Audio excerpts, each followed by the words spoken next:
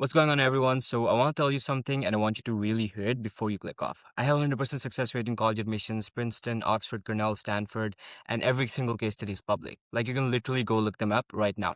I'm not hiding anything. And I've gone through 500 plus applications. I've interviewed over 50 students who got into the best schools in the world. I ran a whole podcast on this. And after all of that, and I mean all of that, I started noticing one thing and one thing that every single accepted student had in common. All right. And it wasn't grades and it wasn't their clubs. It wasn't their stats. It wasn't their test scores. It was something else entirely. And nobody else is like really talking about it. So that's what this video is about. And if you're applying to college right now or you're going to be, I think this might generally be the most important thing you watch this year. So stick with me.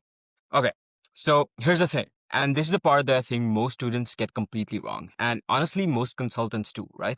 When students think about their application, they think about two things: stats plus their activities, right? And this includes their GPA, test scores, AP classes, clubs, debates, teams, whatever, right? You need those things. They matter, but they're basically your ticket to get inside this door, all right? But here's what nobody tells you. I've seen this over and over again. Students with 4.0 GPAs and 1580 SATs getting rejected from schools they were supposedly overqualified for. And then I've seen students with a 3.7 get into Princeton, right? And when I looked at why, when I actually sat down and went through both files, it was so obvious, but only in hindsight. Now, you're probably thinking, okay, so it's the essays, right? That's what you're thinking. But it's not the essays themselves. It's usually what's missing from the essays. And whatever's missing from the essay is missing from the whole application. And when I tell you what it is, you're going to go, okay, that's obvious. And then you're going to look at your own stuff and realize that you don't really have it, right? So what is it that I'm talking about? The one thing every single accepted student I've ever worked with, ever interviewed, or ever studied was that they were inevitable, right? Okay, so what do I mean by that? So when I'm an admissions officer, and I've talked to admissions officers about this too, when they finish reading a really strong file, they don't think, wow, that's impressive. They think, of course this person is applying here. Of course this is what they want to study. And of course the school makes sense for them. Everything they read just clicked, right? And everything pointed in the same direction, right? So we're trying to get that feeling of course. And then compare that to a student who has a 4.0 debate team, National Honor Society, hospital volunteer hours, everything, right? And all of that is very real for them. And all of that is extremely impressive. But when you ask them, what's the through line or what's their narrative? They're usually like, oh, I'm being well rounded. And that's the problem. Well-rounded doesn't get you in anymore. Well-rounded is extremely average, and well-rounded means you look like everyone else in the pile, right? And here's the parts that actually kind of really sad, right? The well-rounded student worked just as hard as the inevitable student, sometimes even harder because they're doing so much stuff, right? They just never figured out what their story was. And so the admissions officer reads their file and thinks, okay, it's extremely impressive, but then they move on because impressive doesn't stick anymore. You have to be inevitable. Okay, so inevitable is a really nice word, but I want to make it mean something very real, right? Because I think that's where this usually falls apart for people, right? It sounds good, but then you go home and then you're like, okay, but what do I do actually do? So here's how I think about it. An inevitable applicant has what I call a theme. And a theme is just one sentence that explains why everything they've done makes sense together. Not what they do, but who they are. Okay? So everything you've done so far shouldn't be like resume padding or anything. It should be like there should be a very deep reason behind why you're doing this stuff, right? So let me just give you an example because I think examples make this click way faster than me just explaining it, right? Example time. All right, so let's say you're a student whose parents immigrated here and you basically watch your dad try to rebuild his financial life from scratch, right? He couldn't open a bank account, credit score of zero, no one would give him a loan. And you watched all of that happen as a kid. So in high school, you started a financial literacy workshop for immigrant families in your neighborhood. You did a research paper.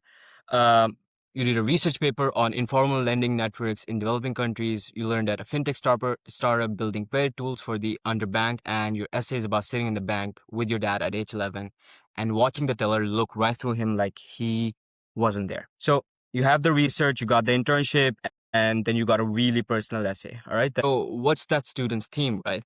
I built financial tools for the people that systems forgot. All right. This is the theme that we came up for this student. All right.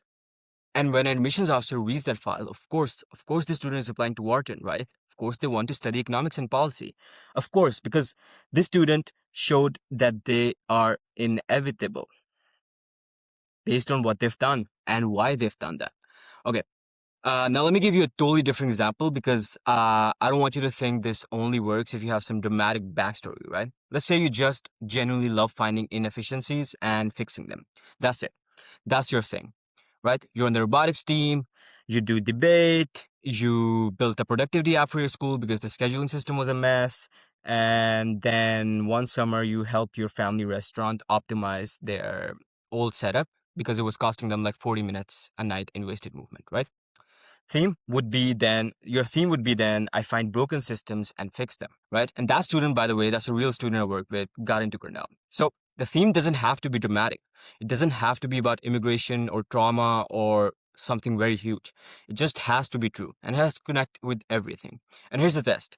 Once you think you have your theme, look at your activity list and ask, does every single thing on here connect back to this one idea? If yes, usually you're in very good shape, right? And if no, and for most students, the answer is no, you either need to reframe how you're saying stuff or you need to find a different theme. All right. So you need to find a pattern or reframe what you've done to reframe and brainstorm what you've done and why you've actually done that, right?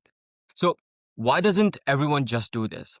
If it's this simple, just find your theme and make everything point to it, right? Why are so many strong students still getting rejected? Okay, so I think there are three reasons for this, and we're going to go through all of them.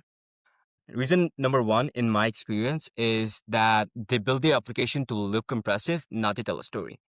Probably in ninth grade, someone told them, do debate, get a leadership position, volunteer, and do something unique. And so they did. And each individual thing was really good, but nobody ever stopped and asked, why are you doing what you're doing? Right? What do they have in common? And what's the point? So this is the reason number one. Reason number two is they think well-rounded means strong. It doesn't, because well-rounded means you're a little bit of everything and a whole lot of nothing, right?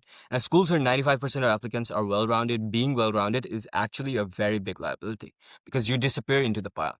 The students who get in are very spiky, right? So you want spiky. They're really into one thing and then they have evidence around it. And that's it, right? Reason number three is that they tell versus show. And this one kills me because I see it in almost every first draft I read. The student writes, through my experience volunteering at a hospital, I learned the importance of compassion and developed strong communication skills. I promise you, like literally every single applicant writes some version of that sentence, right? Verbatim. Now compare that to there was a 9-year-old in room 4B who hadn't spoken in 3 days after his surgery. I sat with him every Tuesday. On week 4, he asked me if robots would ever be able to feel pain. I said, I didn't know. And he said, good, because then at least they'd understand me. I went home and started building a voice interface for nonverbal patients that night. One of this tells you that you're compassionate, right? The other, it makes you feel it. And this is what you want, right? And there's a massive difference between those two things. Okay, so here's the practical part. 3 questions, and I want you to actually answer these, not just hear them and move on. All right, so the question number one is what pulls you back? Not what you're good at, not what looks good on paper, but what pulls you back even when it's hard, even when nobody's watching, and even when there's no application to fill out. Because here's the thing, admissions officers read thousands of essays, they can smell performance from a mile away. They know when someone did something because they cared versus because it would look good. So the most powerful activities in your application are the ones you would have done anyway, right? Question number two is what do people come to you for? If your friends, your younger cousins, or your family members, if they keep coming back to you for help with the same kind of thing, that's a really strong signal. You're already known for something, you're already good at it, so I think you should use that. And question number three is what problem genuinely makes you angry, right? So this is our third question. And not like I care about the environment, but specifically, what is the thing that when you see it, you can't not say something? Because the best themes come from a real frustration, and that frustration, when you trace it through your activities and your essays, is what makes you feel inevitable. Your theme is then sitting in the overlap of these three things, right? And when you find it, and you will find it, everything else becomes way easier to write. The essays, they write themselves, the activities list makes sense, the whole thing clicks, and it's a much easier application process because then you're actually really motivated to work on it, not just for the application. So That's it for this video. So here's what I want you to do. Drop a comment right now with your top 2 activities, just 2, and I'll tell you what your theme might be. I read every comment and I do this for free. And if you have any questions, please DM me on LinkedIn. And if you want to actually build the whole thing out, the narrative, the essays, the school list, all of it, I have some limited spots available. You can book a call in the link in the description. Otherwise, go find your theme and I'll catch you in the next one.